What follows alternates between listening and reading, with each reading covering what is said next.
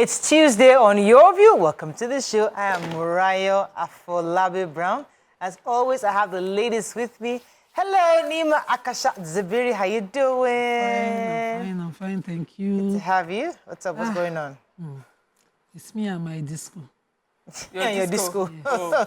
So I found a solution because I was speaking to them randomly when they come to disconnect on this their ration, and they said, if only this area could be attached to the new IBA something, so satellite town will be able, because they're saying we're overpopulated, so they're now rationing lights. Imagine them driving around to remove fuse. 2 days, one day. It's so confusing. Sometimes it's messy. Estate people are now protesting. You have one area of the estate, lock them up, lock transformer up. It's getting messy. So now we don't know when we will have light, because one area within my own estate decided to lock transformer. And so they had to leave us. Right. And we don't know when that will be resolved. And I'm already out of water. You know, my water treatment needs power. So the gen is overwhelmed. The inverters, they're all knocked out. I'm begging Eco Disco. I know this solution. You people have it. I know you can solve the problem. Please help us. Chance. Let me come to our guest co-host, Uso Oton Efebo, in the building. How you doing? Fine, thank you, Mariah. Good to have you on the show. Same here. I'm happy to be here. Tell us a bit about yourself. Something. Just give us 1 minute. Okay. Intro. My name is Uso Uton Efebo, like Mariah said. I've always known, Your View has been a show that I've always followed. My dad is one of your ardent fans. I'm sure he's watching right now. He's a die. In fact, when I told him I was coming to see you, he told me that, that must be for the pigeon show that they are starting over the weekend. I was like, are you sure about it? He said, he was the one telling me what was happening on Your View. Yeah, so it's really nice to be here, Murayo. What else about me? So it's just cool. Collected. I like to, talk about. I love intelligent conversation. I love to meet women who have that same interest, and that's part of the reason why I'm happy to be here. Yeah. Good to have you. But you didn't tell us something. Okay. Your sister is a beauty. Can you please tell us? Serious? Yes. Oh my God. One of her sisters, yes. Wow. That's Unako. Yes. Unako. She was MPG in 2015. Yes. Oh, wow. Yeah, I remember. Fantastic. That's There's cool. beauty runs in the family. In the family. Nice. Hi, me, Mariam. I'm fine, thank you. So today I'm going to do something I have never, ever done. Instagram Live Q&A. See, my team have squeezed me, pushed me. You need to talk to them. Let them know you. Let them... Visible. Yeah, so I am going to do it today. Yeah. So it's Q&A with Mariam Longe. Ask me any question within reason, and I'll give you answers. Just if you're curious to know a little more about me, a little more than what you see on TV. Yeah, so we can have that conversation. Please, we'll keep it decent. We keep it, respectful as well. I'm looking forward. It's at 6 p.m. on Instagram Live. So come one, come all. Fantastic. Looking forward to that. So is it right after the show? Or No, 6 p.m. So 6 p.m. Instagram Live. Your brain wasn't calculating.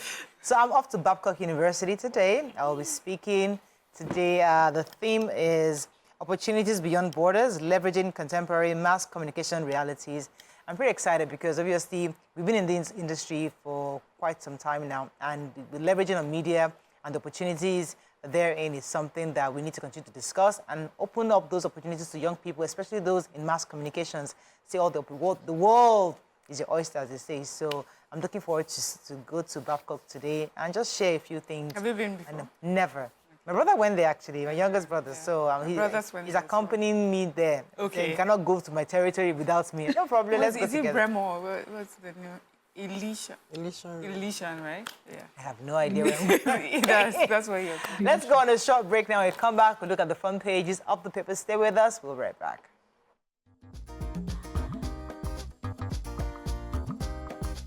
Stay tuned. Your View will be right back. Okay, we're going to start with The Nation.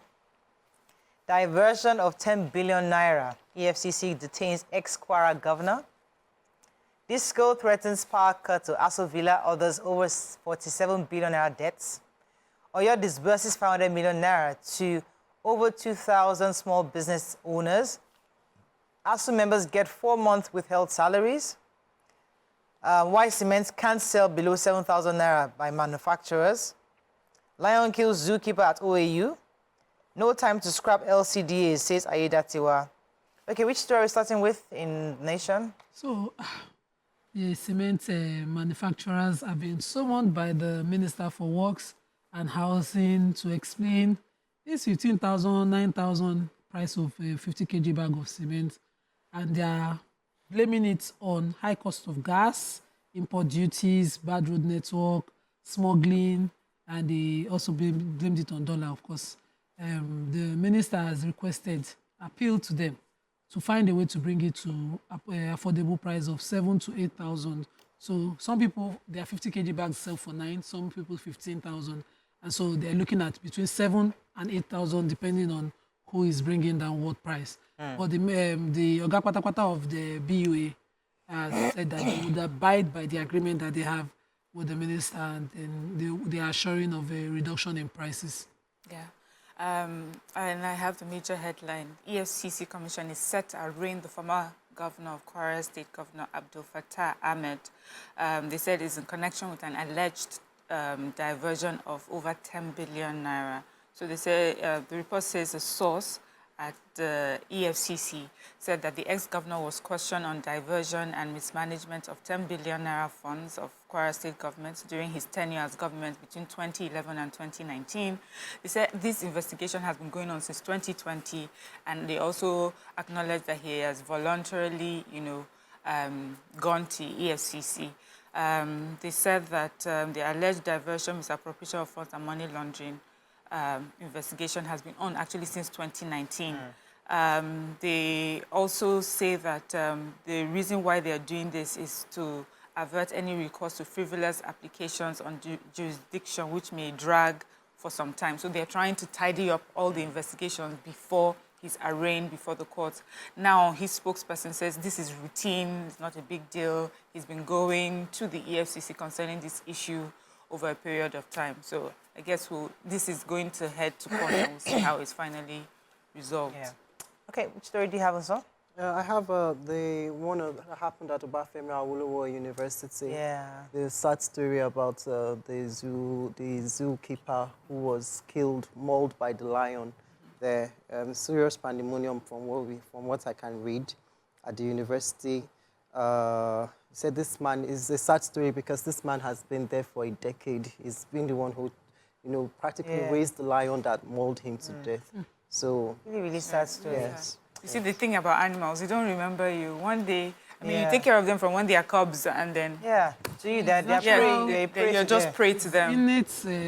Of course. Really, really sad story. So the Oyo State government has disbursed 500 million naira to owners of small businesses to boost their enterprise as part of their Sustainable Action for Economic Recovery initiative, that's SAFER.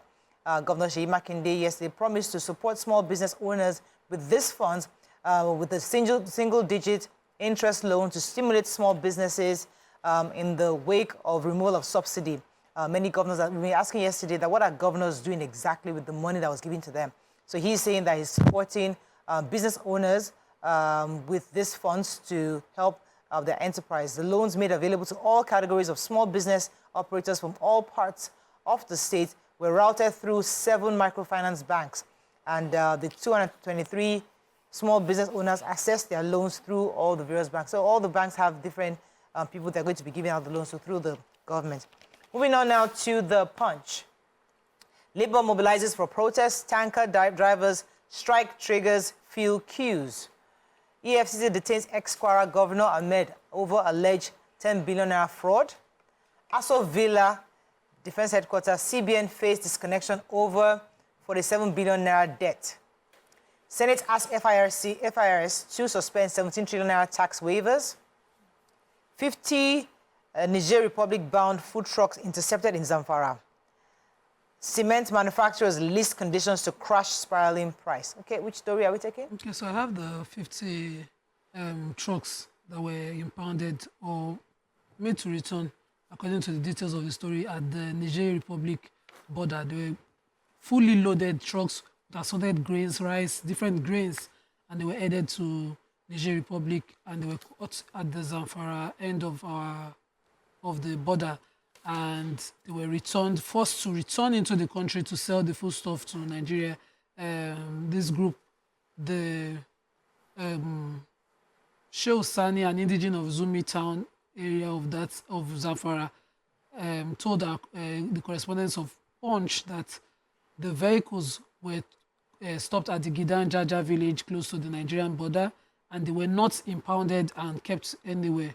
They said they were just forced to go back to markets within the country to sell them. And also the Kano State government sealed 10 warehouses that were said to be hoarding foodstuff. The chairperson of the Farmers Association of Nigeria, the All Farmers Association of Nigeria blamed the middlemen, wholesalers. They said that they're in the business of, buying large quantities of food from farmers and, keeping this foodstuff or taking them out to Niger and Cameroon to get higher profits, and then making the farmers look bad.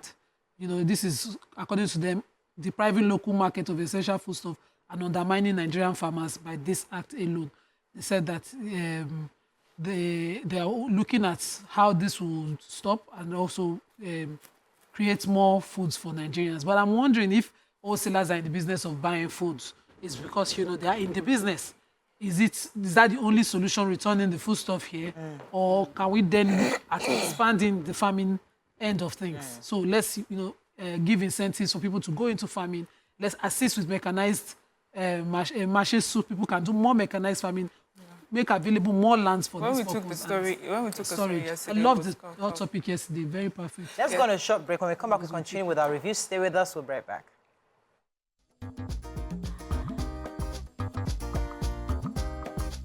Stay tuned. Your view.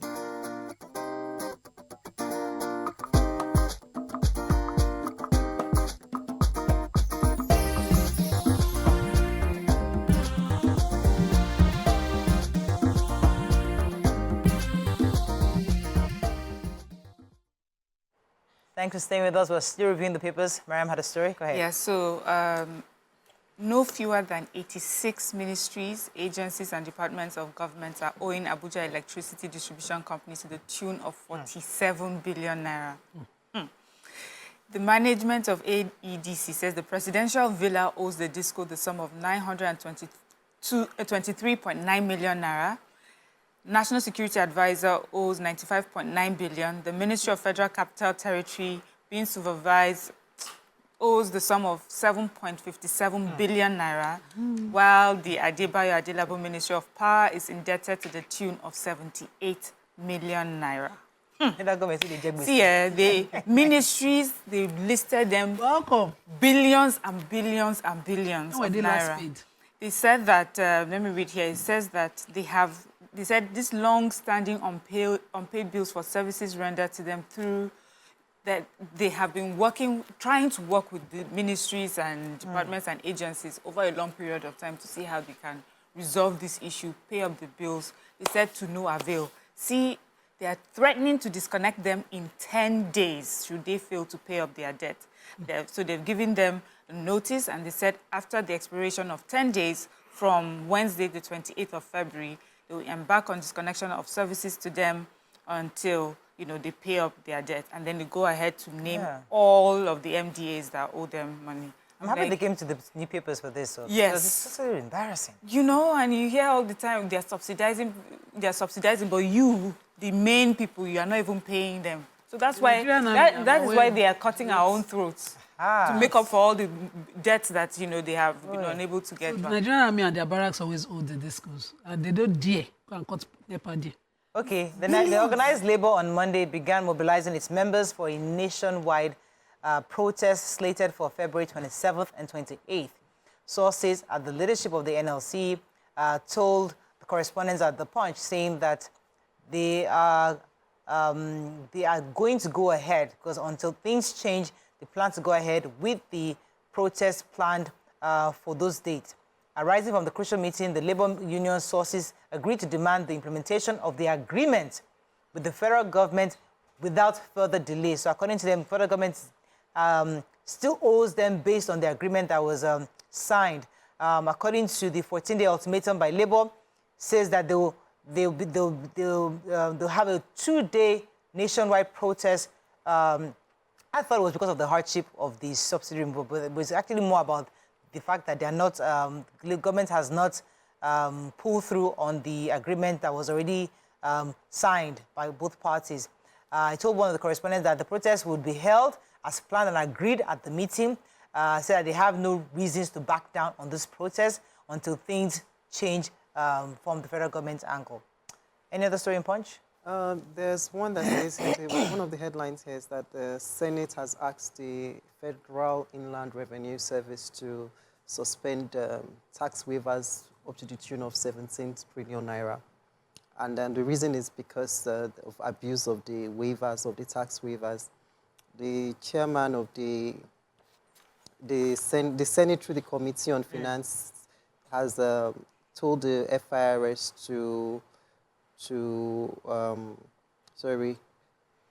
basically what they are trying to say is that the projection of 19 trillion naira as the total tax collection for 2024 is good when compared to the 11.16 trillion achieved in 2023, right. But that the Senate believes that the FIRS can do more to the tune of 30 trillion naira if those waivers are, put aside and collected. So they're also asking that, the FIRS substitutes waivers with a rebating system. Yes, exactly. Hoping that one will bring a solution.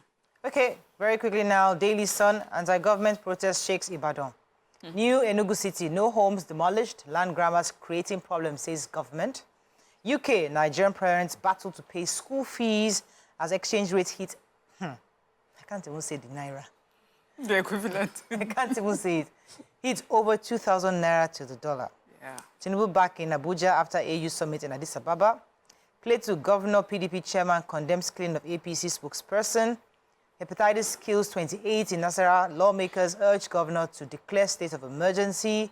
Government abducts corpse. Family members in Enugu demand 50 million naira ransom. Oil theft. Navy uncovers 14 illegal bunkering sites in rivers. And I won Edo APC primary with over 6,000 votes, says Okpe Bolo. Okay, which story are we starting? So one of the highest beneficiaries of the subsidy or difference usually paid on dollar by government are Nigerian students, and Nigerian parents whose kids are in high institutions in the UK are presently feeling the heat.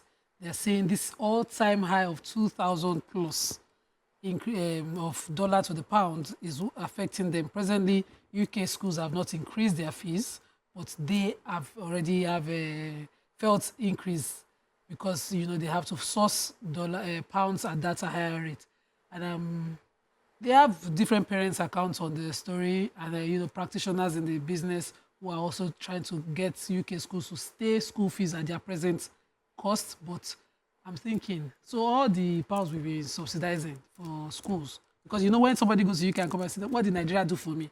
Remember that your parents paid subsidized pounds for you first from here. So now that we can no longer do, this is how Nigeria did something for those who have benefited in the past. That's another way of looking at it too. That's a major way of looking at it. That's a hot topic on its own. You've been subsidizing. So those of you who have been going, subsidizing your fees. You've been subsidizing your school fees for you. Because you take from here. Everybody's... That's some deep stuff, man. Yeah, let's move on. Hepatitis. There's an outbreak of hepatitis in Nasarawa State.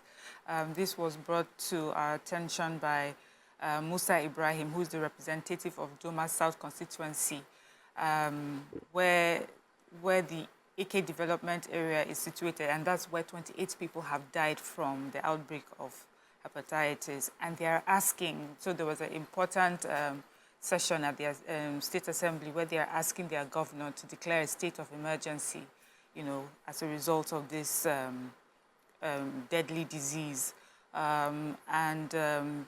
This story is just saying that the motion is being supported by everyone, and also the speaker underscored the necessity for prompt action, saying a state of emergency should be declared on hepatitis and other diseases in the state. I know that hepatitis, this is a serious disease. People would describe, in fact, medical personnel have described it as worse than HIV. That's in the way that it is being transmitted, So this is a serious case, and I hope that we're able to quickly resolve this and put up all the necessary interventions to curb this as soon as possible. Okay, so let me take the major headlines. So, scores of angry youths yesterday hit the streets in Ibadan in protest, especially to demand urgent action from the president as regards to cushion the effect of the unbearable living conditions caused by the rising cost of living, food prices, which they describe as a full-blown hunger crisis.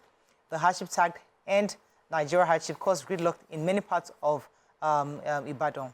Though the protest was quite peaceful, there were lots of chants being power, and people were just going on and on. The agitated youth kicked off the protest at the popular Mokola roundabout amid heavy security presence to forestall any breakdown of law and order. It was quite peaceful for hours. Vehicle movements were halted and reduced throughout that entire environment. And they're just saying that the president must do something because many of them believed in the renewed hope, and they're hoping that this hope that they are saying doesn't look renewed, and they feel that the government must do something.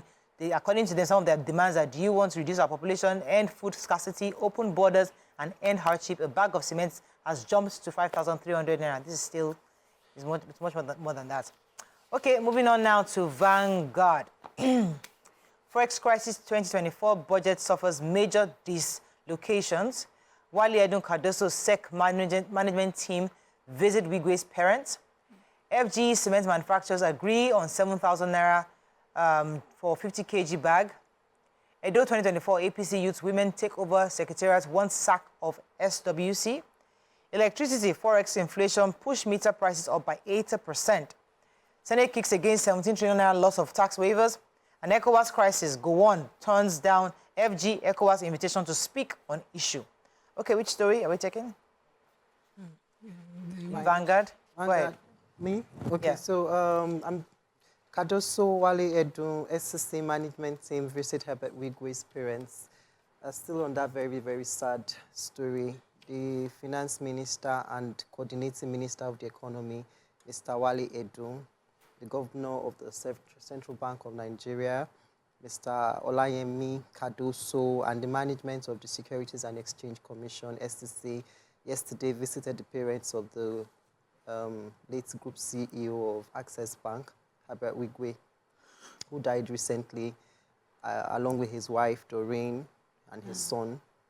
And they were the residents of the deceased parents, Pastor and Mrs. Shingle Wigwe, to commiserate with them over the loss of their son and his family. Still a very sad story. A lot of people can't get over the news, shocking death of Herbert Wigwe. Okay, any other story in Vanguard? Yes, so they said the former head of state and also one of the founding fathers of ECOWAS had been invited to wade into the crisis that is happening within the ECOWAS. As we know, the West African states like Niger, Mali, Burkina Faso, we're aware of the military coups that have happened there, and also how ECOWAS had in turn sanctioned those countries. So there's been issues about, how to go forward, because these countries feel that ECOWAS had placed these sanctions on them. They're inhumane, and they are not supporting them in their fight against terrorism and, other things that, why they believe led to the necessary, in their own view, military coups. And so the conversation really is how to go forward, concerning it. But this report is just saying that the former head of state, Gowon, had refused to, be part of this conversation. It does not say why. I didn't actually see it. I read through, and it does not say why. So I don't know if he does not think it's a conversation that he needs to wade in, or if it was just for many other reasons he could not be there. But this is something that we're dealing with at that level right now. Yeah. Okay, final paper, the Nigerian Tribune. Let's finish story. We've not taken. Legal luminaries pay tribute to Oyo judiciary holds valedictory court session for Akere Dolu. Lion kills OAU zookeeper. We talked about that. 9 passengers kidnapped in Kogi. Abductors demand 2.6 million naira. FG commences payments of withheld ASU salaries. Residents in Ibadan protest over economic hardship. Experts differ as food inflation increased by 40% in 8 months under Tinubu, and the unemployment rate in Nigeria rose to 5% in Q3. Okay, which story? So the Oyo State MBA, as well as the social workers, had a valedictory. What's it called? Yes. Yeah, valedictory. Service for the late Ondo State governor, and the luminaries were present. The former MBA presidents, present ones, and practitioners within Oyo State were all in attendance. Sadly, I totally almost forgot he's not been buried formally, and this just brought back to mind. Yeah. Really, really sad. I think his burial is probably towards the end of this month, I'm told. Okay, let's find, I think that's all we can take on front page review. When we come back, we want our hot topic of today. Stay with us, we'll be right back.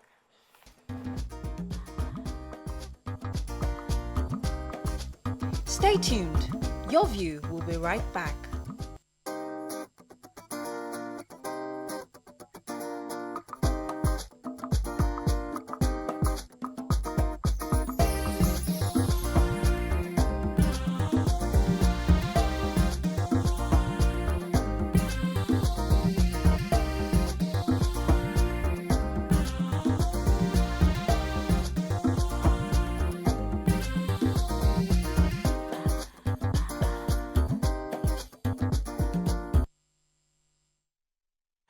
Thanks for staying with us. So there has been quite a bit of outrage as Nigerian Nurses Council demand 2-year experience for overseas practice. According to reports, Nigerian nurses are protesting the new rules to prevent them from working abroad for 2 years after completing their training. The rule imposed by authorities trying to stop the exodus of medical talent being mirrored across the continent. Our applicants are now required by the council to have at least 2 years post-qualification experience from the date of issuance of their permanent practicing license. Now, later on the show, we're having a UK licensed and practicing professional mental health nurse clinician very soon. But before we come to him, let me come to the ladies, because this is a major issue that we've been facing, the exodus of Nigerians, not just nurses, doctors, digital experts, IT experts. It's just been overwhelming for even government. But now nurses, the Nursing Council is saying, before you even go anywhere at all, you must wait 2 years. Do you think it's a good or bad thing? I think it's a good thing. Anything to keep the expertise within. So the length here, they should serve here at least, just as if you're doing your pre-call to bar, your law school service, you also earn your skills here. So they shouldn't see it as an entirely bad thing. They get better with experience. And so wherever they go, the knowledge is still theirs. What we are only trying to do, the only benefit that accrues to us is that we give the knowledge, gets the personnel available, but they will be gaining more experience. It's a win-win. Why do you think people are resisting? Why do you think nurses are resisting? Why do you think they are resisting this? Well, I think from time past, before people even started this, before the Japa syndrome started, nurses and doctors have been one group of people that have always left Nigeria. And the reason that they are resisting now is because this is something that most children, most parents even encourage their kids to study nursing just simply to leave the country, not even because they want them to practice in Nigeria. It's just seen as an avenue to leave Nigeria. So, connecting that to what Nima has said earlier. So it's like we're sabotaging ourselves. I'm not training my kids to help Nigeria, to build Nigeria. I'm training them to go abroad to live better lives. For themselves. So it's like we're also using our educational system to sabotage ourselves. Yes. So you're right. You know, a lot of people who study nursing, especially here in Nigeria, it's really, I'm not saying that there are those who don't study just to practice it, but we know. And we have friends, we know family members, we just have people that, you know, they've been told the easiest way to get there, or when you get there, if you have a nursing certificate, it's easier for you to get a job quickly. These are a group of people that they are constantly looking for. And you're right, it has never been a problem because you just knew that this was a way to go, another avenue to go abroad. And now they are protesting it because it's, you know, when something has become, it's so normal that you've think is your right. Yes. You know, so that's the problem now. It's why are you stopping us? I've done what I'm meant to do. I have studied. I'm supposed to just go. Why would you put these 2 years on me? And for me, it will be an appeal to them, which is there's a huge problem on our hands. This is not Nigeria of 20 years ago. This is the new Nigeria where many of you are leaving and we are, you know, there's a shortage in our country. There's nothing wrong with giving 2 years, in my opinion, just giving 2 years to your country and then go ahead and, you know, find other opportunities. Right. I think, Sorry, can I respond to go that? ahead. Yes, you give 2 years to your country, but what is your country going to give to you in that 2 years? your country gave you first. Okay, so... Country gave you first, cheaper education. Definitely. So now the Nigerians in the UK who are working in Naira and paying in the pounds are not finding it funny. Okay. If government takes out whatever they subsidize, as they have left the Naira to float now, you see the real value of what you get.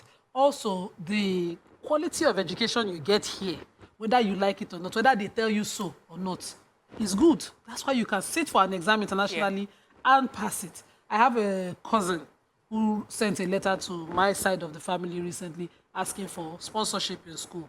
And we're discussing and she wants to be a nurse. And why does she want to be a nurse? It's because she thinks that, you know, with this is the fastest way out of the country. Yeah. How much is the value of nursing? She wants to go to Unilorin for education. How much is the value? She said 100 plus.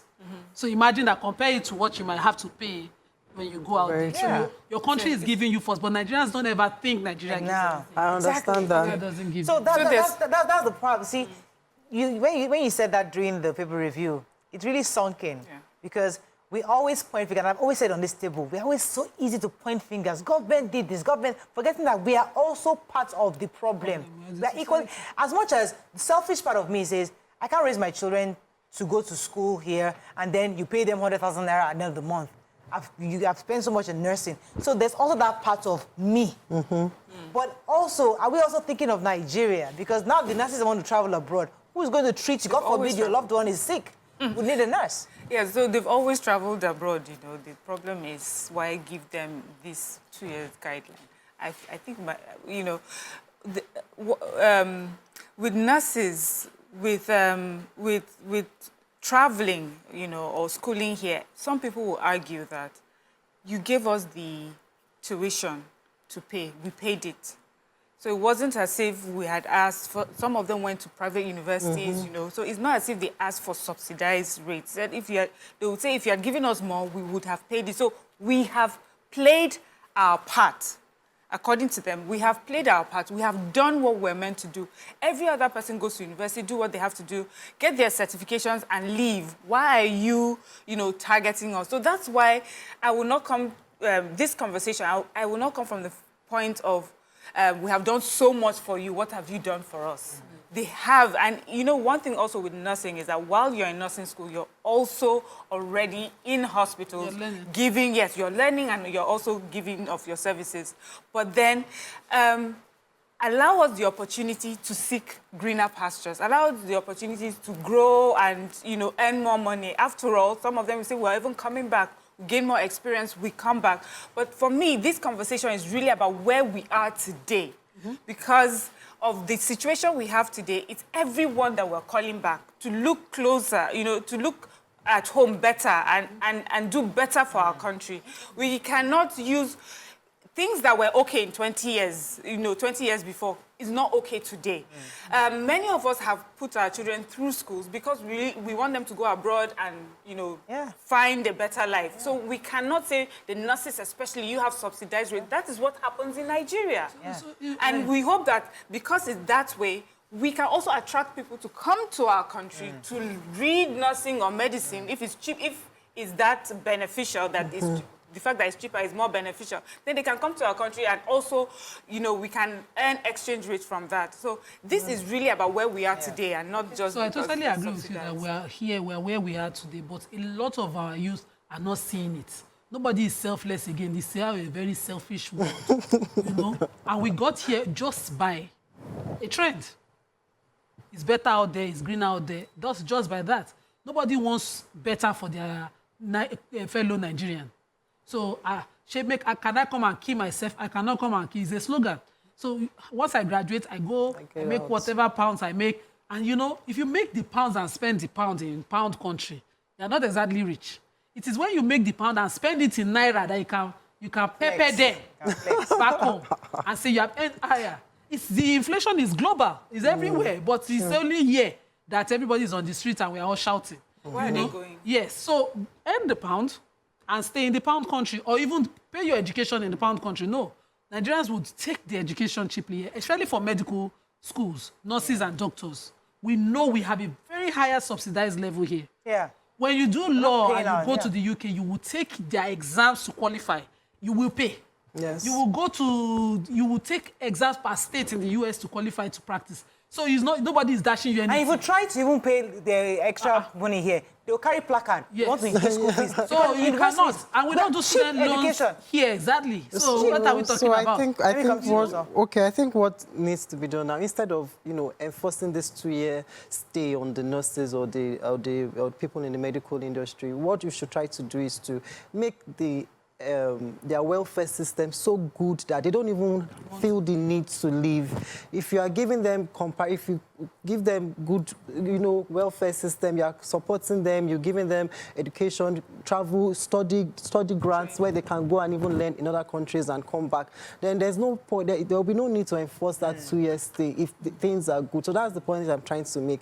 They will be ready to give back to their country in every way possible if the country is able to support them and provide You also for have them. to add that man is naturally selfish, because I'm even hearing that more Nigerians are coming to Nigeria for medical tourism. Because, for example, the dental care, you want to get your tooth done abroad, they're asking you thousands of dollars. You come to Nigeria and they'll pay less than, you do it. So they are sneaking it. They will not allow it on social media that they came to Nigeria for dental. They'll just keep it quiet. We just came to Nigeria very quickly. All this, you need to see a cardiologist. Sometimes they come to Nigeria for that. Because these are expensive things. Yeah, you come to IVF, it's cheaper. Clients who came so that's Australia. So they are do IVF here. Exactly. Yes. So you now see where the nurses are coming from. Where we're going, where they are going abroad, they're giving them something. There's a reason they're leaving. They're leaving because better pay wages, or maybe better conditions of work, Then there's something that we should have as well that they can come for. If our education is really better and we know that it is cheaper, then it should be able to attract international students, one. Then if our services that we provide is cheaper, and we already see that it's attracting people, then let's also work on the things here in our country to attract people so that it's a fair back and forth. Because whether we like it or not, human beings will be selfish and they will chase, things that will make them improve, either financially or, otherwise. So Nigeria cannot keep, what I'm trying to say is that Nigeria will keep fighting this war of be patriotic, don't be patriotic. Now let us find a way to also monetize what we have, to attract foreign investment or foreign investment into our country. I totally agree with you and also on this one that, we can do better. We can create a better motivation for people to stay and people to work here. And people to But come. it's not for the failure of doing that we are here where we are. It's just the start. As far as I'm concerned, a trend started. I cannot keep myself. There are better work and pay there. And when the stories come of the hardship, of the number of hours medical workers put in abroad, we say, no, let me first of all go. Let me go and join them. Everybody. Let me bring in our guests. Just that trend. To shed some light. To see another side. Join us to join the conversation is a UK licensed and practicing professional mental health nurse, clinician, multi-award winning healthcare innovator. He is a health advocate, Josiah Okeshola. Welcome to the show, sir. Thank you, everyone, for having me on the show. So I know you've been hearing our conversation. What are your thoughts on this 2 years that the Nursing Council is imposing on our nurses? Thank you, Mariah. I must say, having this conversation is really sad, right? The country is down. People's morale is down. Now, let me focus on nurses. Before now, nurses have been suffering in silence, right? We're not saying the government should not do its duty of, putting laws in place, putting guidelines in place. Those things are okay. The Nursing Council is there to regulate nursing profession. That is fine. But we are ignoring some things going on behind the scene. We're just looking at the surface. Now let's look at the way nursing profession has been run in Nigeria for the past 20 years. Everyone is worried that at this time, this kind of policy, the content of the policy is inhumane when you compare what nurses have been going through. Now, let me tell you, I had a conversation with Aaron. No, in the last 20 years, there has not been any single investment in the nursing profession by the federal government. I have facts. I practiced in Nigeria for 20 years. Nurses go to school, right? Nurses pay their own school fees. The average fee that a nurse pays in Nigeria for school fees is between 150,000, 200,000, 200,000, and they pay this money all through the years. This has been going on for the past 10, 20 years. Nurses pay their school fees through no single scholarship in Nigeria to supplement the education of nurses. So nurses, parents of nurses sweat, sell pepper in the sun, borrow money from a cooperative to send their children to school. Not to go abroad, right? But to practice the nursing profession and care for people. That is the genuine interest of every parent, every young people who come to the profession. They come out of love, out of passion for the profession. Now, the government doesn't pay for uniform that you wear in school. The government doesn't give you money stipend when you are in school. The government doesn't give scholarship. The training of nurses, Mariah, is not the best in the country. It's one of the worst in the country, in the world. Why do I say that? Nurses training is supposed to be at the university level. Nursing school is supposed to be attached to the Ministry of Education, not Ministry of Health. Now, why is nursing school attached to the Ministry of Health? Because the Ministry of Health for the past 20 years have been making the nursing profession. Do you know that the nursing profession has been generating about 2 to 5 billion naira every year in the last 10 years for the Ministry of Health and the federal government? Yet, the question is, out of all this investment, how much have been invested in the nursing profession? Now, that is the bulk of the issue. Nurses have been suffering up to this moment. The average salary of a Nigerian nurse is between £50. In fact, in private hospital, you see nurses earning as low as 25,000 naira. Yes. In government hospital, you see nurses earning £50. £50 for a nurse. There's no money in the pocket of nurses as to speak. Nurses are hungry, nurses are frustrated, nurses are down, mentally depressed. Now, the NMC is now saying you should stay 2 years as a young nurse. Stay in the country hungry, unemployed. If you put applications out there and ask nurses to apply, you are amazed and shocked at the numbers of unemployed nurses in the country. Because the government has laid embargo on employment. Now, the question is, all right, let me put you on it. Mr. Okeshola, let me put you on a short break. Let me go on a short break because we have to take a commercial break. When we come back, we continue with you. Stay with us. We'll be right back.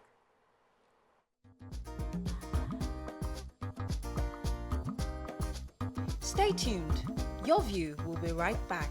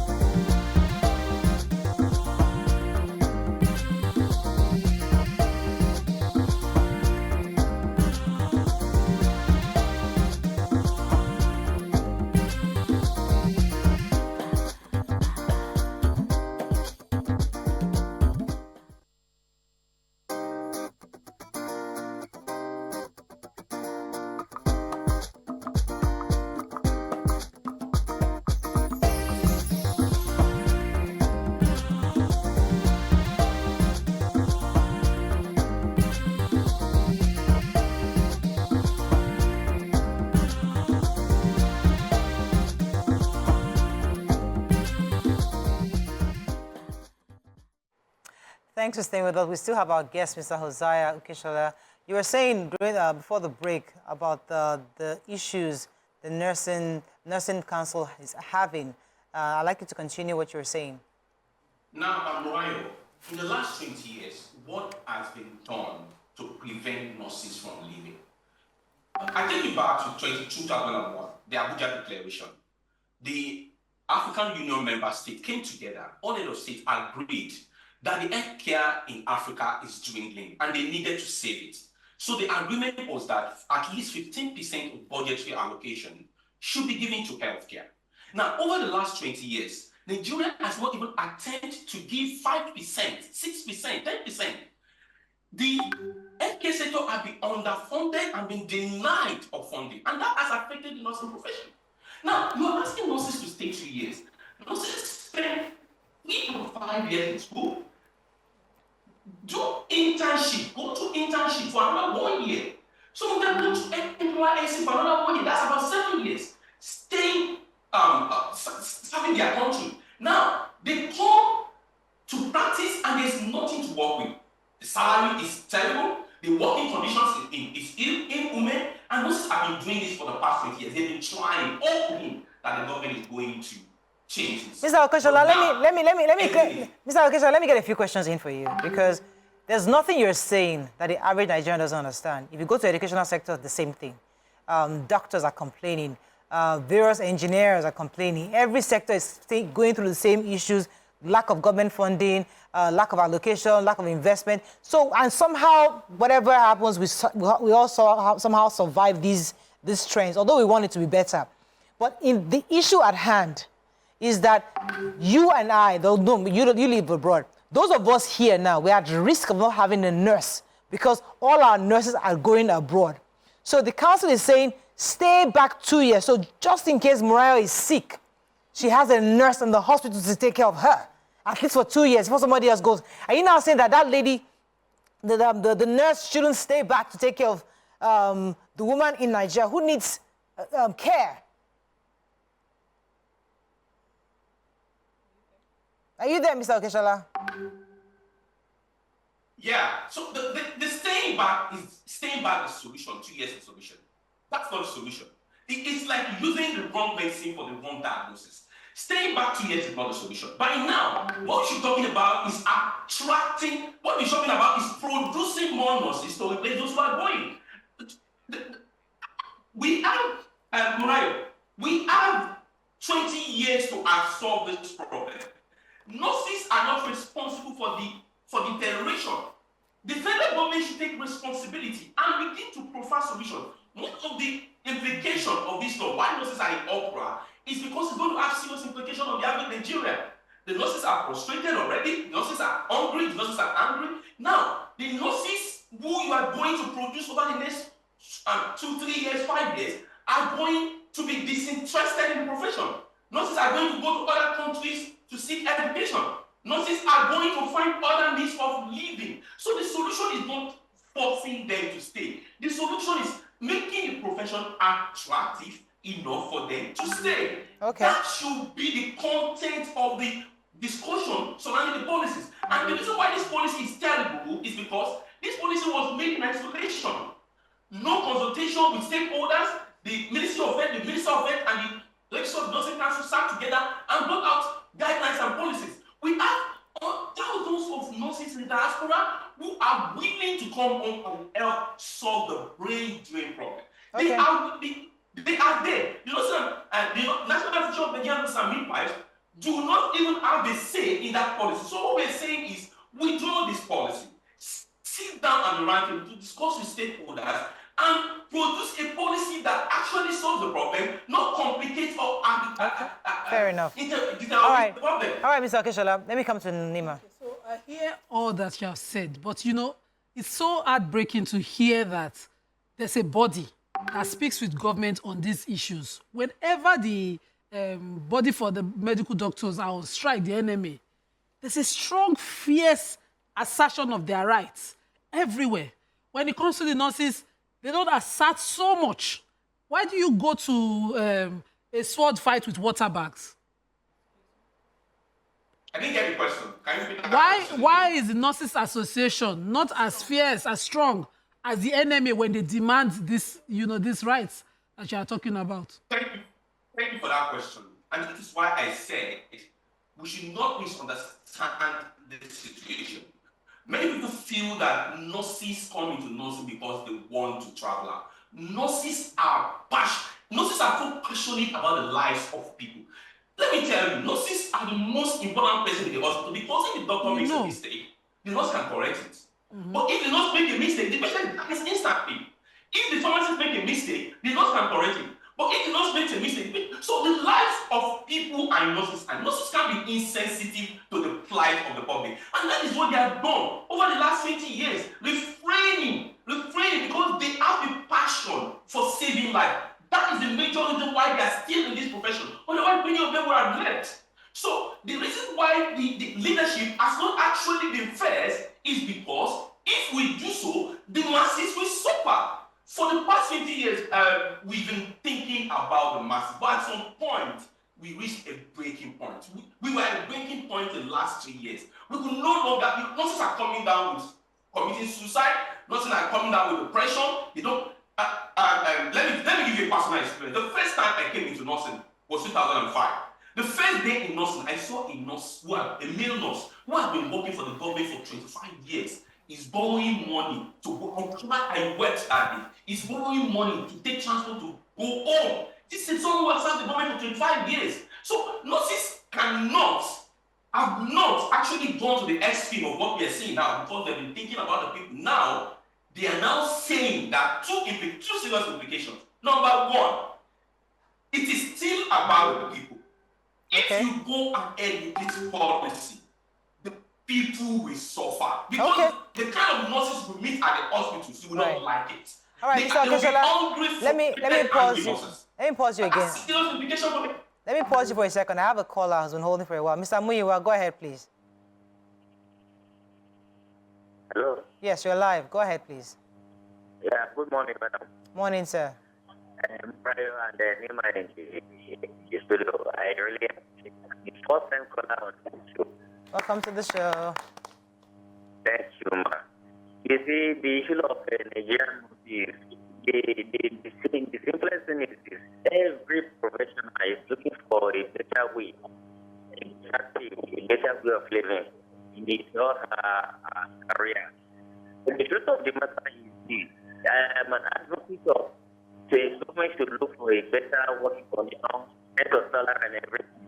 But I believe they should put across all the standards. I'm having trouble hearing you, Mr. Muyiwa. I sincerely apologize. Mariam, Yes, so I was going to say that, the question Nima asked, you tried to explain it, but, let me give my own opinion of why I think their voice, you say, is not as fierce. There's a way we take some jobs in Nigeria. You see, teachers, the next nurses, I feel that they are the most disrespected professions in Nigeria. The nurses would say that when doctors need something, when they need like an increment in their salaries or something and they go on strike, the hospitals will still run. The nurses want, and then sometimes also they would support the doctors. But when the nurses are asking for their own rights or for an increment or anything, they are not allowed. If they go on strike, first of all, it means the shutdown of the hospitals. You see them working even though they're on strike, because they interact with these patients closely, you see them still showing up in the hospital to make sure that, lives are saved while they are on strike. But they do not get the backing from other medical professionals to help, for their needs to be met or for government to listen to them. There are some groups of people, and I feel Nurses Association is one of them, where we don't think that they deserve as much. We think anybody can be a nurse. It's now that people look at nursing as a one-way ticket to traveling abroad. Before, we thought it was for those who have dropped out of school and they just need something to go to. So that is where this is coming from. Now, I agree with you. I know we're meant to ask you questions, but I just have so much Let me take But what would you say? What would you... Wait, ask the question. Okay. Let me take John. John, thanks for calling. You're live. Good morning, Mario. Good morning, sir. So thank you very much. This is a crucial matter. And like Nema was trying to support government, I want to put this question to Nema. If you hold nurse behind for 2 years, is it for them to stay in their house, or you're going to provide job for them to? Because why I'm asking this question, my daughter is at a medical doctor here in Lagos. For her to get a place to do her past, she stayed for 2 years. They rejected her to even as you went to finish school. That simply because it's not the ability of Yoruba.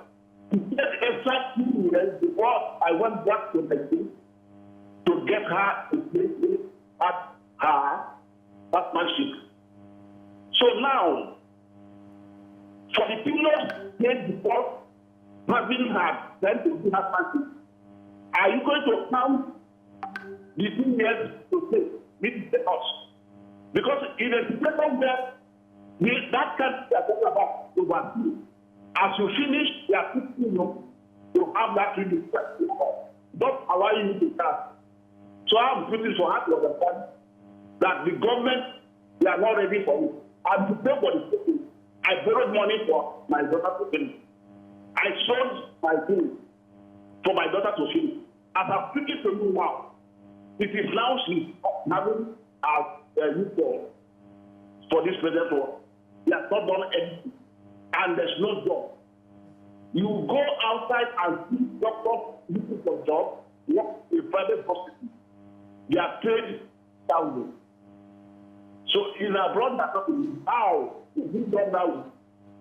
And after borrowing money, you don't know how to pay back the money. So those are my things. I think we got in the question. I didn't hear him very well. So even doctors waiting for housemanship do not have hospitals to work.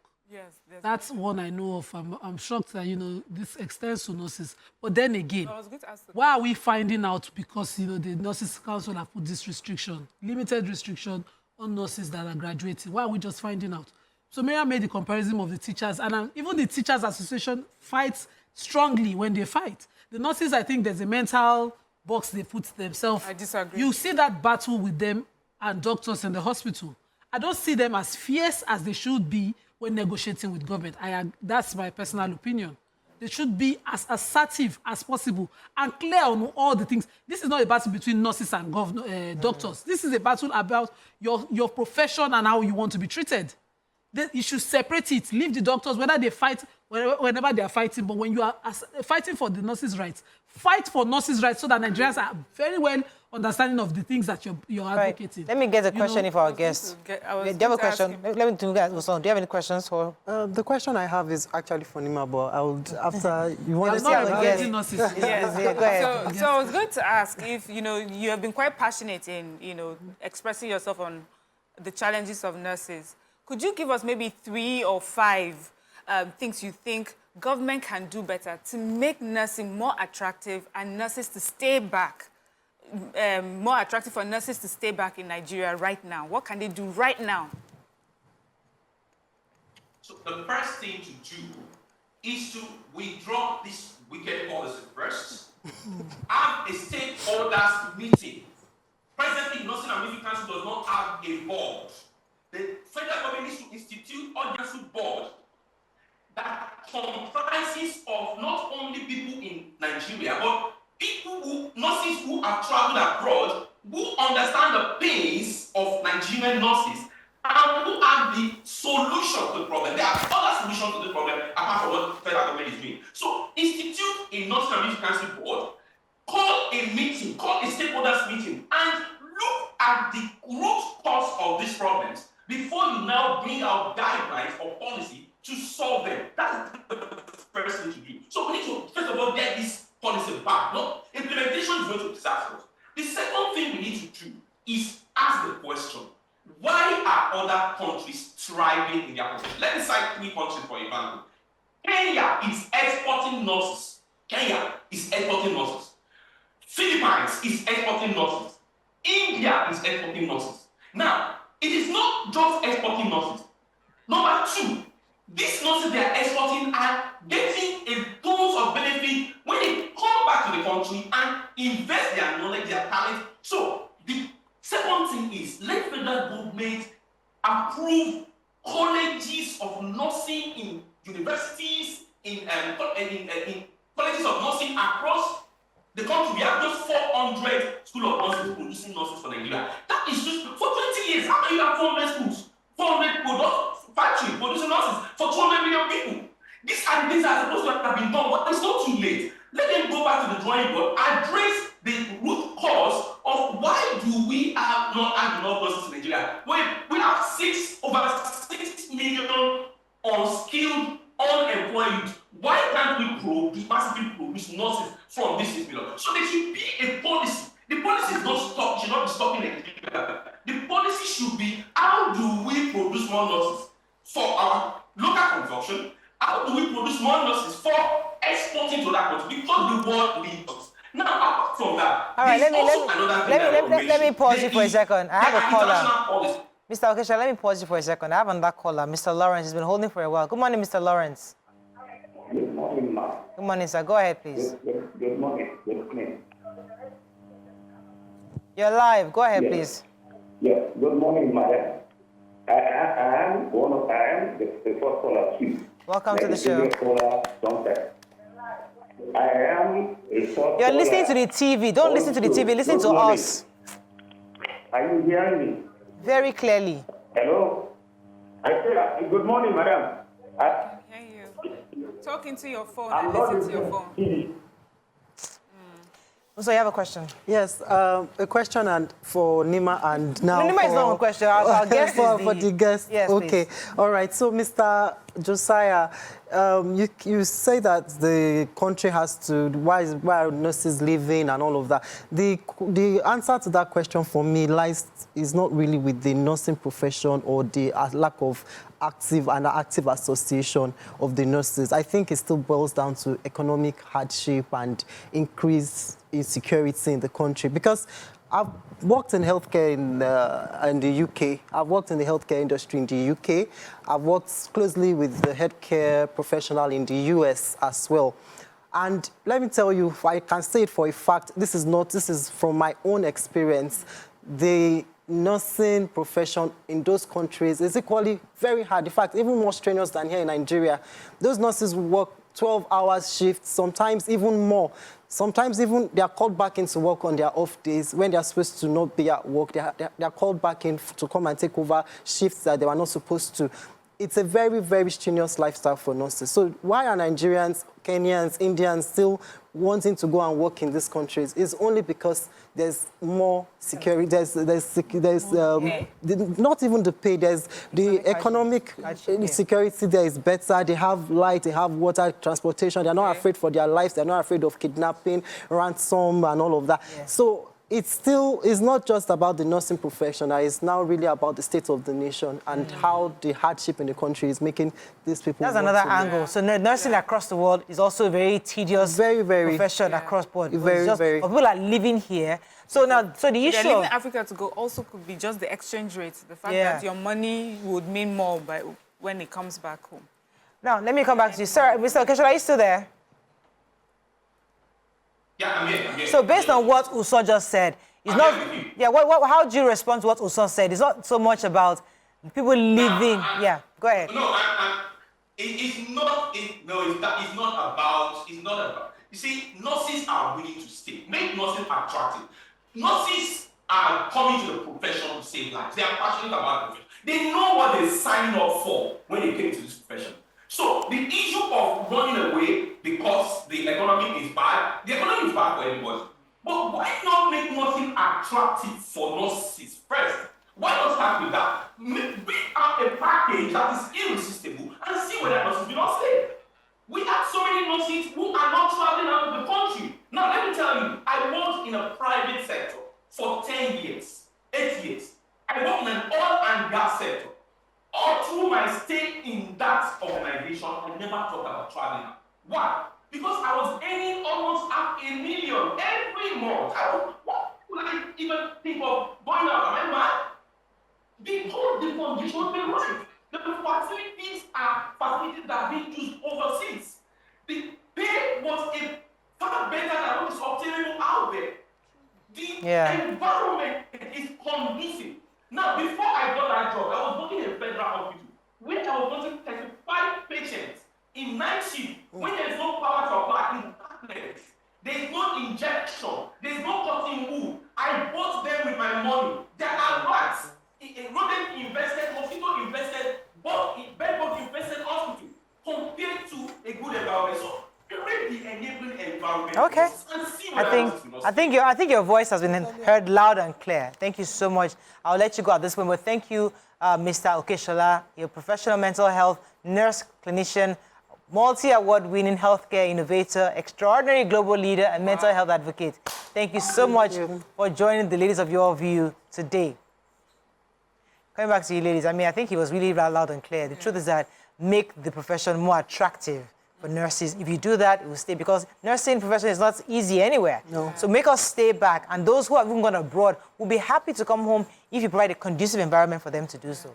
And if we pride ourselves on giving cheap and really quality nursing education, then it should be enough to attract foreigners to come to our country and enjoy that, and you know, we'll earn foreign exchange based on that as well.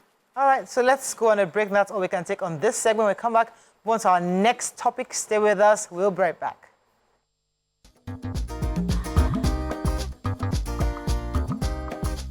Stay tuned. Your View will be right back.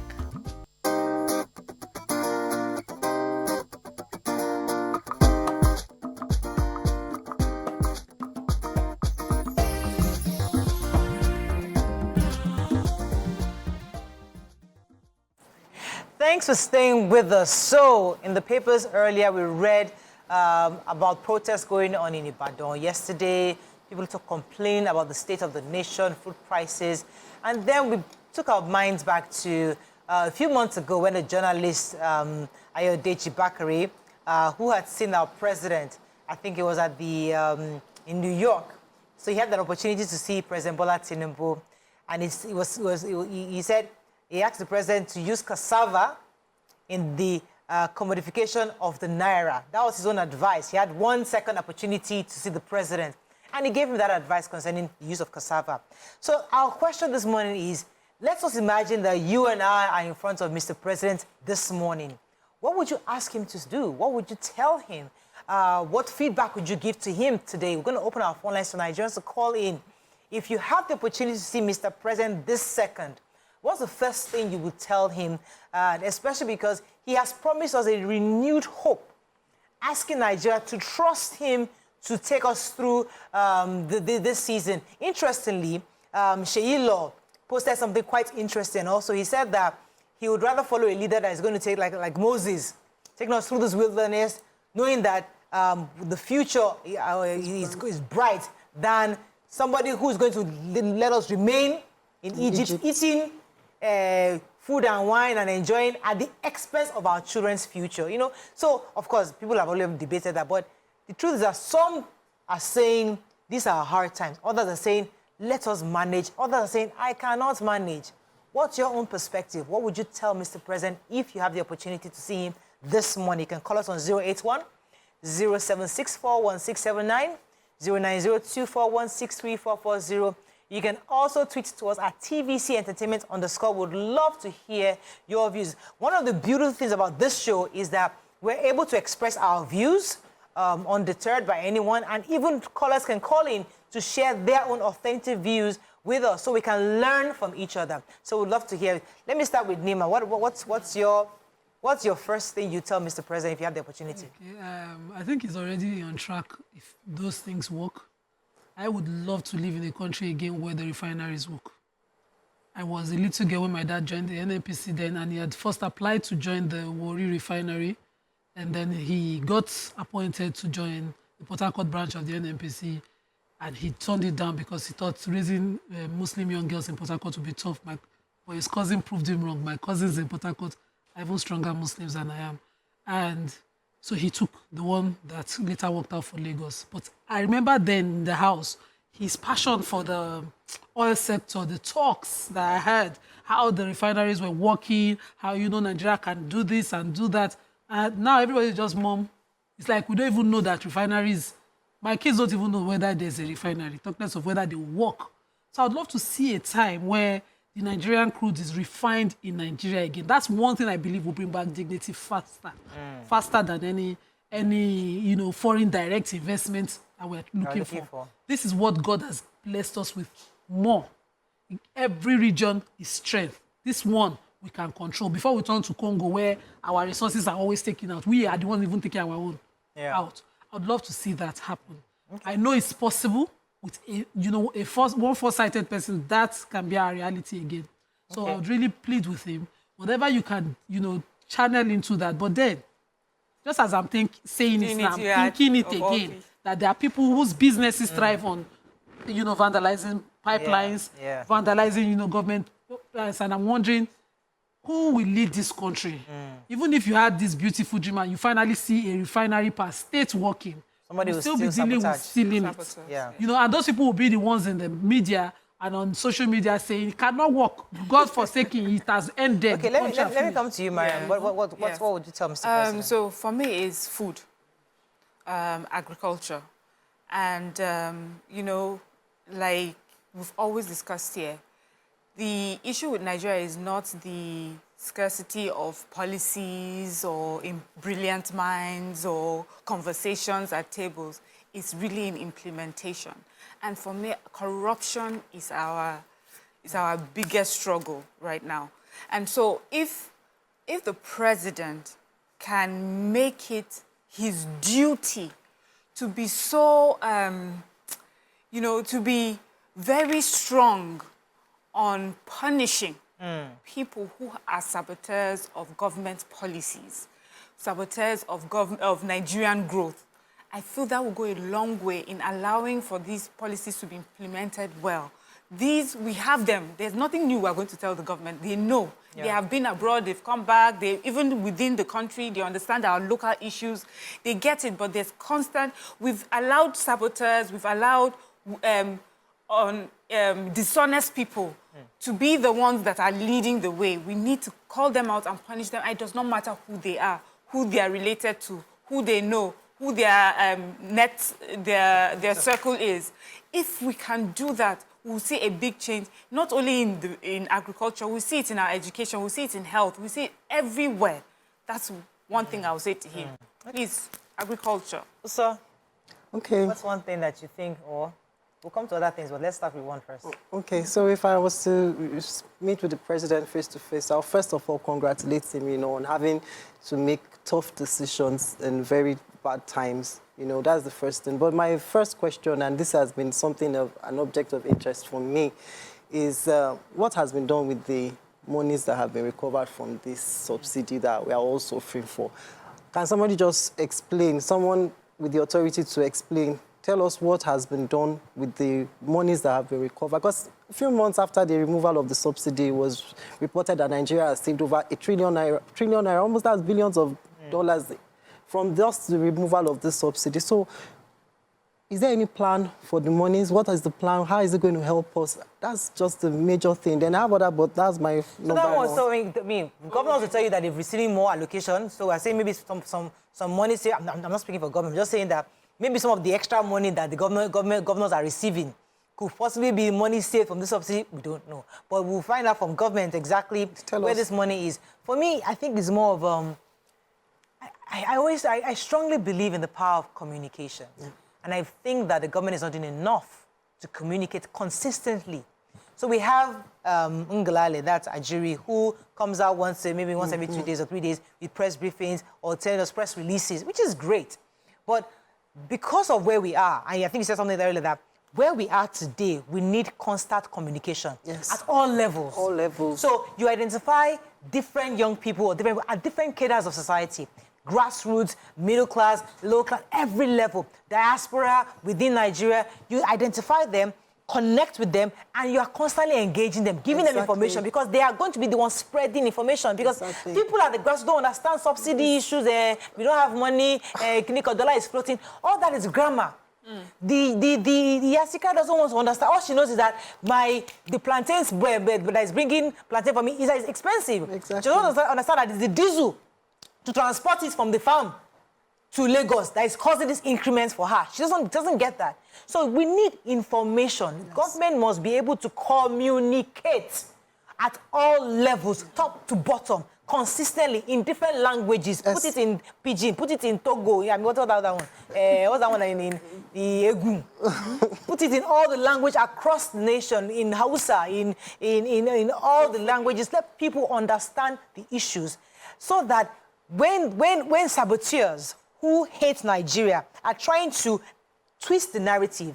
They have other narratives out there which is they can see the truth from the lies. Yes. Yes. I think they are really trying. But I think people wait to hear what they would like to hear. So some people are sitting there waiting, waiting for them to prove something to prove them right. Some people are just saying, let this government fail so I can tell you I told you so. Some people are already gloating online, enjoying it, saying, the hardship and all of that. They don't think of how they're contributing. We took the dollar and pound exchange issue. We are the ones needing these external things that cost us. But no, that's not, I'm not doing anything. Am I doing anything? It's only government, Some people are in the business of vandalism. I see them. We see them on the roads in certain areas in Nigeria. In Lagos here, we see them. Yes. They thrive on these businesses. They throw big parties without resources, without explainable sources of wealth. Yes. And they enjoy it. And they too call out government. Every policy this government has made for the educated, you would expect that this would, work. Yeah. But Nigerians will find a way to make it counter-work so that they can say, I told you that cannot work. Do the one I said. Let me take this call. Let's continue to subsidize dollar. Demola, thanks for calling. You're live. You're welcome. Quite a way. I need some volume, please. Quite a way. Thank you very much. Thank you. Welcome. Yeah. Look, we are an import-dependent nation, and it's so obvious that people actually warehouse wealth in foreign currency. My own suggestion to Mr. President is that, number one, let these people pay in their money. We don't care wherever. Look, a man on fire cares less about nakedness. Bring your money in, give a margin, a time frame. Look, between January to June this year, pay any money you want to pay in. Pay any money you want to pay in. Bring the dollars into the system. When there's $20 in the system, there's money for exchange. Because the only reason you amass dollars or get foreign currency is for international transactions. After June, anybody caught or seen having dollars over 10,000, apart from the Bureau de change that has a limit of $50,000 and $100,000, will be prosecuted. And if you bring in your money, you are free to trade in whichever commodity you want to trade in. There's gold. Convert your wealth to gold. And nobody's going to challenge you. I know they will have issues with anti-graft agencies across the world that they allow people to pay illicit money or where they are not questioning where they got money from. But as I said before, a man on fire cares less about their nakedness. The economy is on fire. And we know people are actually hiding wealth in form of foreign currency, which is supposed to be for international trade. Yeah. So, look, give them a time frame. Look, no, okay, we are not questioning your source of wealth. Just bring the money to the system. Because even there was a time in the United States, we leave a How do you find them? But Demola, how do you find them? They are keeping it in their sockaways. They are keeping it in their wardrobes. They are keeping it in their basements in Nigeria. How do you find them? Beautiful question. The same way, Rayo prepared a meal and said, everybody come and eat. People in their houses will come out. Why they are hiding it? Because they cannot come out to the open. But tell them, look, now, no more hiding in the closet. Don't worry, we're not going to question it. The EFCC is not going to go after you between January and June. Okay, between gotcha. January and June, nobody's going to go after you. Okay. But after June, if you are still in such wealth, you will be prosecuted. And Okay, I got you June, there will be a standing... Thank you very much. Thank you. So he's saying that between now and June, if you are a criminal, you've been hiding, just bring out. We will not prosecute. EFCC will not go after you. Just bring that money into the system. We will not chase you. We will not ask you where your money came from. Just put after June, then we'll begin to prosecute whoever we find that is still holding or hoarding these dollars, because we need that money in the system for people who are doing legitimate business to be able to produce and export. Okay, that's one way of looking at it, but I don't think that many of the people that we're dealing with is not those that are putting money in soakaways or basements. They are people that are part of the system and have found a way to acquire this wealth and keep it and use it for their businesses and different things. So, when I was talking about corruption earlier, it's not that we don't know who they are or that we cannot find them. It's because we're so concerned about chasing the small fries. We don't want to deal with the big guys because in one way or the other, we're all involved, And so those are the sort of people we should go after. They're the ones that have the wealth passing through them, their businesses and whatever it is that they do. These small phrase. It's just today you catch them, you lock them up. Tomorrow, you know, the main corruption is still going on. And that one thing with money is that you know where it's headed. You know where it's going. You know who has it at what point. When we are serious about finding those people, we will do that. So, go ahead. Also, the level of corruption from, you know, what has gotten us here is that we don't have the dollar reserves anymore. We reserved in dollar, and somebody single-handedly benefited a group of people. That's a fact. I'm presently investigating and also trying. You know, the accusation, the allegations are so huge that we don't even know which one to try first. We don't want to go and try for lesser one, person escapes a bigger one. It's huge, but this has gotten us here. Aside revealing it little by little, maybe from a private investigator hired by the president, let's see a proper trial. Yes. I was going to go to judiciary. Every single person. So it's not, this starts with the agencies, AFCC and all of them. Getting a airtight, watertight case. Watertight case that, you know, recovers all of these monies. And just as Uso had said earlier, let's see the monies being put back in the system to better our lives. Yeah. You know, this can encourage people to call out what is wrong for what is wrong, rather than say, I make myself thief my own. It depends on how huge the thief. Because if this person gets away, thief where? Thief the one way go get you lawyers. You know, we know these things. Let's take Jimo. Jimo is calling from Berger. Morning. Good morning. Good morning. Morning, sir. Go ahead. You're live. I to Mr. President, I'm funding our refinery. The federal government should be privatized. And then issue of the EFCC, you know, the one-sided, it should be really affair. Let Nigeria, the EFCC or something barriers, or they are doing that, or supposed to be. Thank you. I can't hear Mr. Jimo. Did you hear him? He says that he doesn't support. Yeah. No, go ahead. Go ahead. Go ahead. Yeah. It's fine, Mr. Jimo. Go ahead, Nima. He says he doesn't support the refineries being fixed or building of refineries by government. He thinks that it should be privatized. Okay. The business of refineries should be privatized. But that example, I always disagree. Because when we make the example of when Dubai picked up and when Saudi picked up, we sit comfortably and pretend as if it's not government that controls refineries in these countries. You know? If it is not owned, it will be controlled with a capitalist mentality. Dangote owns the refinery now. We cannot even determine whether it's refining the oil for us or it's exporting the oil. It's too early. No, but it's a debate that we can't win. Yes. You can't go and just use politics to control what is messy. And so when Nigerians come out and say, no, it should be privatized, it's like it's just going to make our lives better. Because one capitalist will determine whether he will sell cheap for us. What are your options? But they say government's not good at doing business. What are your options? Closing the doors to that option. When the debate for subsidy removal was done under Jonathan, Sanusi was the CBN governor at the time, and he made an example of what the cost of a refinery was.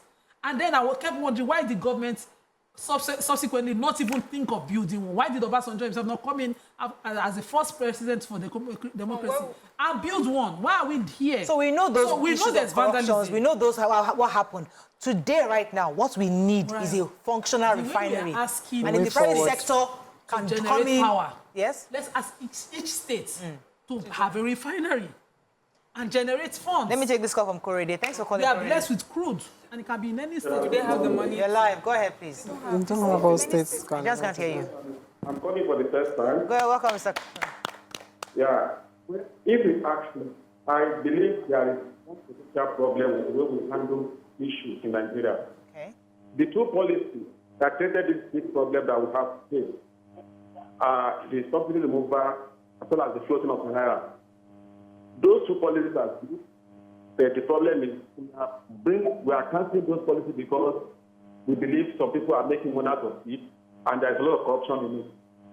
So if we say because of that corruption, then we are stopping those policies, then we are like using the normal Yoruba language saying you are using the head as an antidote for headache. It is not the right thing to do. For example, as of today, they are still stealing crude oil from the source. Can we stop exploring crude because some people are stealing it? I think the government needs to do something more to see how security We have a lot of security, yes, and the rest. I can take out the problem associated with these two policies. Very laudable policy because in our place, we do importation. We don't produce enough. We don't have the production. So why on earth would we relate this policy? This is because of Nigeria, and they are gaining out of it. So my opinion is they have a return until we are able to produce all the necessary instruments. Like security, people can go to government. Those policies are something they need to put and make sure they are controlled. So that the kind of money we lose as a result of people that using the opportunity to steal. Right, once those are not there, Nigeria will be fine. All right. Let's take a few comments on social media. Okay, these comments are from the earlier conversation. We have succinctly, sorry, I can't pronounce your name. It says that the solution to the issue of nurses leaving is simple. Ask why migration rates for nurses in Ghana are low. Graduate nurses earn over 400K monthly presently, while in Nigeria it's as low as 100K to 150K. Have you also asked why nurses in the oil and gas sector in Nigeria don't seem to leave the country? These nurses earn over $500,000 monthly in a good environment. Okay, he disagrees that it's not just a trend. He says it's actually difficult to leave your country and everything behind for a lot of people. Between 40K a month and a real job, many feel they have no choice, but the federal government won't tackle this, just force them to stay. Ogumola Emmanuel says, claiming the medical education is subsidized is a flawed, illogical argument. Okay. It says all lecturers are indifferent or differently employed. Students pay the same fees. Explain subsidies. Are you thinking of the countless unemployed and underpaid nurses? Yeah. He also says that Nigerian nurses are probably the most beleaguered people. Right. Most make do with small jobs in small clinics paying 40K a month, while fasting and praying to get into the primary health care or state or federal. Then you hear what a primary health care pays them and you shake your head. True. He also says food export is a good thing. That's how you earn a dollar. But during a food crisis, government can restrict export. Explain this to farmers and traders, and that is a temporary measure, and exports can resume later so we don't reduce the capacity. Let me take this call. Good morning, you're live. Okay. I'm calling from South. I'm the first time caller. Welcome to the show. So what I'm saying is that if somebody meet president this morning, what will you see? Yeah. If I met with the president this morning, the first thing I will tell you is to open borders. Because we are planting rice in Nigeria. We are selling rice for 80,000, 70,000. How much you need for the rice? It's not dollar that makes Nigeria rice be very expensive. So we are doing ourselves. We are so very wicked to ourselves. We ought to be selling Nigeria rice for 70,000. Thank you. So what happens to those who are Nigerian farmers and saying that if you open the borders, you're competing with me? Mr. Joseph, are you still there? So if I'm a farmer, if you open the borders... Why selling Nigeria rice for 70,000? Is it the dollar that makes Nigeria rice be expensive? Okay. So instead of attacking me as a farmer, a Nigerian farmer for 7,000 naira, you open the borders to compete further with me. To compete with him. He thinks that the prices that they're giving it does not make sense because... So if it doesn't make sense, why can't we help the farmer to help him make sense instead of opening the borders to compete with him? No, it makes sense now. Because for the farmers, many of the inputs, we had a farmer talk about yesterday, many of the inputs you still have to import, and that is also dependent on exchange rate. So it's not, the farmer is not being wicked. It's just the situation of things, you know. And then to now open the borders and then indiscriminate competition. So I think one of the solutions was well highlighted by one of the ladies yesterday. We can provide the seedlings, we can also provide the transportation, and subsidize, we've subsidized agriculture largely, but transporting finished goods down have not been subsidized. And all these unnecessary uncaptured taxes along the road all the way to Lagos can be also removed. That will reduce transportation. You're going to say something, sir? I thought you were going to say something. Let me take this call from Yakub. You're live, Yakub. Good morning. Morning. And good morning to everyone there. Good morning. Long time, Yakub. Let me start from where Sister Nima just talked now. All the lorries and buses are carrying the food items from Okiogun, from Oyo and Axis down to Lagos State. They were facing a lot of discrimination. Why? Why? Because I've seen there's one of my friends This guy normally brought food from our town, from my village down to Lagos, especially yam. There was a day, I think last 3 weeks, this lorry was arrested by CIO. Why? Because they claim that he has some paper and all that. And then they arrest the boss. They took the boss to their office, including the tuber of yam. So what happened? Can't you let this tuber of yam get to the end user? Even if you want to arrest the boss, you can be able to tell this guy when you collected his driver license, the man should be able to come back. If he doesn't come back, we are trying that the food item is highly caught in the market today. Then you arrested the boss, you took the boss to your office with the include of the goods. And then some of that guys, people including police, they will arrest the lorry with the tomatoes that you know is a perishable and that can get spoiled at any time. So they say the owner of the tomato will now begin to beg them a lot of money because they don't want to lose the goods. So the last caller that says that the government should open border. Yes, Morayo, if you go to Adilete, there is a place called Adilete, close to Idiroko. I have a custom living beside my house. I have this custom. Why you guys arrest all this right? You know the reply this guy gave to me. He said they cannot settle, they will be arrested. And then the money they were set to in Adilete artists and then in Europe artists, where this money going to? It goes to individual pocket. And then how much is the local right? The local right you have here, do we even have enough? So the government should open the border, let the right come in. So that if you put this in the market, everything will come down. Thank you very much, Jacob. Let me take this comment from Mr. Francis. He says, it is clear that this administration lacks understanding or knowledge. We can borrow to start a self-training program for transformation. As my proposed program of transformation, Nigeria will initiate rapid industrialization. Growth rates will be over 10% for decades. Growth will be in our capabilities for solving problems, including production, not just GDP growth. According to him, there are precedents. Japan mobilized all their citizens for integrated learning, 1886 to 1905, 20 years and became industrialized. China mobilized all their citizens for integrated learning in 1949. The nation became industrialized in early 1980s. Industrialization is about building knowledge, skills, and capabilities. When they started, the results will be very evident immediately. So he is saying that what Nigeria needs is industrialization, not so much of just exporting. But yes, we need to build factories, manufacturers, have a 10, 20-year plan of turning Nigeria to a manufacturer's hub so that we can then begin to export. That's somebody's comments here. Also, I'd really like to see, provision of free, if not almost free, acres of land for those interested in farming. Remove all the bottlenecks that the person has to think of. If you want to do farming now, you don't own outrightly a portion of land. You might just be farming at a loss. So farming is not one guaranteed way of making money. It's not a quick fix to making money. So provide, some of these available lands instead of just turning everywhere to cities and everything. We need food. We have arable lands. We cannot continue to build clubs and residents on them while thinking people will find a way to feed. Okay, let me take this call. Comes to you, BC, Maria. I think it's Ibrahim from Satellite Town. Thanks for calling. Good morning. Good morning, sir. You're live. Good morning, ma'am. If I were to meet the president, what would I tell him? Yes. What I would like to tell him is that he should consider industrialization. He should consider our industries.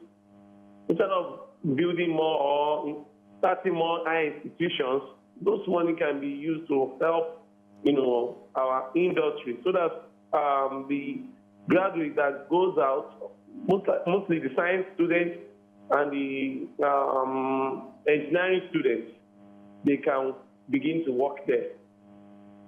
And that would bring maybe forex for Nigeria. That's the only thing I would like to tell you. As regards farming, I do farm, but in the last 10 years, I've never made a single gain. But what I console myself with is that, okay, I'm feeding the nation. Yeah. So thank you. From what I hear, okay, yes. from, you know, the responses we're getting, it just shows that there's just so many issues. You know, there's not one that is the most important. Every issue is the most important right now. We're going to say, is it insecurity? Is it about food prices? You know, is it health? Is it education? Everything is at the very top right now. And I don't think I envy, you know, I don't envy those in government. Yes, I don't envy those in government. But this is also feedback to government that there's no time to play. That this is serious work, and you have to give your best for even to get a little praise from people, because people are suffering. Yes, we would also blame past administrations for not doing what they were meant to do, but today this is where you are, and so you have to take up the job of making things better for Nigerians. Go ahead. Yeah, I agree completely with what Miriam has said. The way forward is to we can't keep concentrating on what the past governments have done. The way forward now is get the people to understand that we don't understand what the hardship is about and how we are going to get them or all of us out of it. Like Mariah said, information is key. Information is very, very important, and the most important thing you can tell anybody who is suffering right now is that it's going to get better, and this is how it's going to get better. This is the way we are going to make it better. And then there'll be protests will stop. There'll be a significant drop in protests across the country, and people will begin to understand and reckon with the government. Let me take this call. Good morning. You're live. Thanks for calling. Auntie Molaya, good morning. Good morning, sir. I greet the ladies. Yes. If I'm opportune to meet with the president, I will not say anything to do, but I'm directing my phone to the governor. More especially the governor of Benue State. Benue. The last journey I traveled to Anambra State. Upon entering Benue, we made almost 24 checking points. And those checking points are not manned by police or soldiers, they are manned by civilians. Do you know what they're after? Produce. And then they keep on frustrating the owner of that produce to pay them incentive, to pay them money. So this man that is carrying all these more goods, things like tomatoes, vegetables, and carrots and green beans, how much will he make inside that very goods that is carrying? That you are demanding what huge amount of money from him. In fact, it leads to a certain taking point that we, the passengers, the few passengers will have to come down from the bus, and we become sick. We say, do your worst. This man will not pay anything. Why are you charging him? You're extorting money from him. So now, upon reaching where you go with those roads that you are collecting money from, you have to add money to recover what he spent on the way. So I am also asking the government to look into why is it that whenever produce is coming to the state, some people be sabotaging, trying to collect money or to extort money from the owners. So please let them look into it, because those checking points, more especially Benue, I don't understand them. I don't understand. Some of them are maybe the last one even end up carrying knife. We have to carry stick on the ground. Do your work, this man will not pay anything. So please let the government look into it. Thank you. Okay, so Francis is still talking here. He says economists and their associates are the major cause of economic crisis in Africa, Latin America, and some parts of Asia. They have been pontificating on issues they know nothing about. Economists and their associates know nothing about promoting sustainable economic growth, industrialization, and development in an economy. Economists know nothing about the fundamental variables of employment, production, and inflation, yet they claim to know and have been fraudulently promoting poverty in many regions of the world. He's suggesting that all the economic plans, what the economists are saying, is not going to actually provide proper growth. What we need is industrialization, hard industrialization to be done immediately, and all these indices that is being used for economic growth is not likely to happen, because it's not about GDP growth, but it's more about what we can do to produce and begin to employ Nigerians to manufacture. Let's take a few more comments. Go ahead. I am aware that, to encourage trade and exports, there are many things that the government is doing. But right now, what they're focusing more on is revenue, generating enough revenue to be able to carry out projects, and also, what's it called? Finance our interest, Abi. pay interest on most of our loans that we have taken in the past.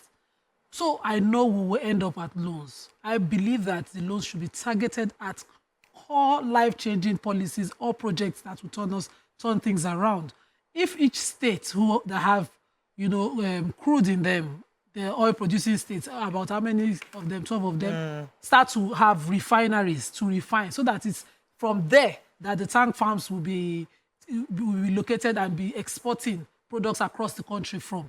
We will be able to more than halfway meet this. Every of our problem goes and starts from the cost of petrol and how it's used across the country in our different businesses. Manufacturing is closing down because diesel, of course, is so expensive. People are complaining because transporting products are largely controlled by the cost of diesel or petrol. So we need this. And God in his mercies gave us abundance of crude. We cannot continue to allow, whether it is on unseen hands or unforeseen hands, tell us that we cannot have our own refineries and that we cannot even have it government-owned. State governments can start to own them. If the 12 states are the ones selling the crude, it will be better than where we are right now. Okay, we have whoever that person is that thinks that we cannot own our refineries or government cannot do them is wrong. They are doing it in Saudi and they're doing it in other oil-producing countries and they're doing better. And we can't keep comparing and then we have to wrap up very soon. Let us have the last word here. Anyone still jump in? Nima, well, I agree with almost everything you've said, but I still think that maybe we should not concentrate too much on crude anymore. Yes, it's still a viable source of revenue for the country and the nation at large, but I don't buy that idea of putting 12 states to man their refinery or to develop their own oil, refine their own oil. That is just a recipe for chaos. If one government on its own cannot manage 12 states, the oil in 12 states, you now want 12 states individually to control their resources, their oil resources. That is a recipe for disaster, as far as I'm concerned. Let me just all right, we have to wrap up. Let me just quickly clarify that, what this takes care of is the long level of pipelines that will be vandalized. They will be controlled within a location, and that's easier. But, the pipelines have to travel. The pipeline they refine crude for Lagos. Pipelines are being vandalized in Lagos here, and people are becoming wealthy. So there are pros and cons on both sides. Pros and cons. With everything. With everything. I've been reading comments from Mr. Fry. I wanted to get his name correctly. Mr. Francis Ogbimi. Yeah, I was sent on WhatsApp. So just so that he gets credit for the comments I've made. Francis Ogbimi, thank you for those comments you've put on the group. I think that's all we can take on today's show. But really, in a nutshell, was just to express Nigerians' pains to Mr. President. A lot's been happening. Government keeps assuring us that it's going to get better. Nigerians cannot see the light at the end of this tunnel just yet. But we need, although Nima says there's communication, which I agree, at certain levels there is, but at other levels too, there aren't enough communications going out there. So please, government should ensure that food is available, information is available, and you are also, we need to talk about tightening their belts. We shouldn't see you. We shouldn't see you partying and all that stuff. Okay, that's all we can take. This is my shout in my ears. See you tomorrow. Bye for now. I'm sorry, Mr. Kola.